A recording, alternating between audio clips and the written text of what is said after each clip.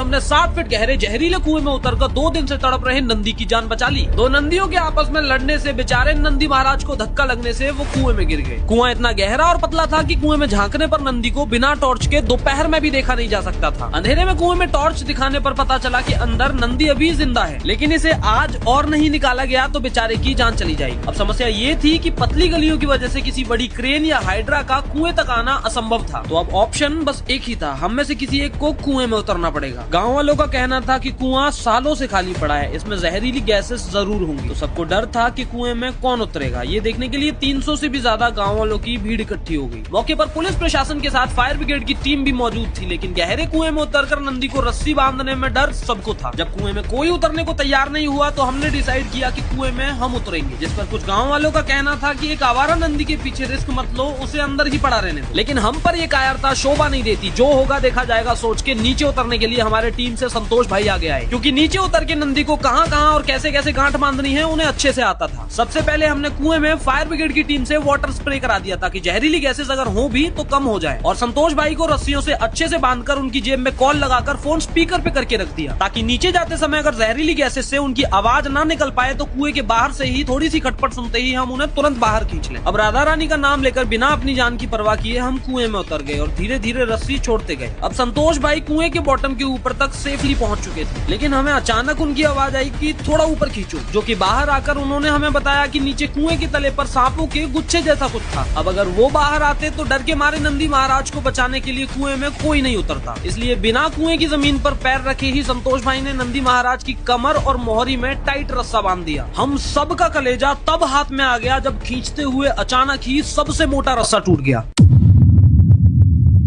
लेकिन उस रस्से से संतोष भाई नहीं बल्कि नंदी महाराज बंधे हुए थे। तब बड़ी मशक्कत के बाद दूसरे रस्से से नंदी को अच्छे से लपेटकर सबसे पहले हमने संतोष भाई को बाहर निकाला। उन्हें सही सलामत देखकर मेरी जान में जान आई। अब तुरंत ही हम सब ने मिलकर नंदी महाराज को खींचना शुरू किया और थोड़ी ही देर बाद नंदी महाराज को सब कुएं से बाहर देखकर खुशी से नाच उठे। राधा रानी के चमत्कार से इतनी ऊंचाई से गिरने के बाद भी नंदी महाराज को कोई गहरी चोट नहीं आई, वरना सब ने सोचा था कि नंदी की कमर या पैर जरूर टूट गए होंगे, लेकिन सब एकदम ठीक से हो गया। शायद यहाँ अगर किसी लड़की की कोई अश्लील वीडियो होती तो सब के सब वीडियो को मिलियंस में शेयर करके फॉलो जरूर कर लेते, लेकिन हम गौ माता की जान बचाने के लिए चाहे अपनी जान ही क्यों ना दे दें,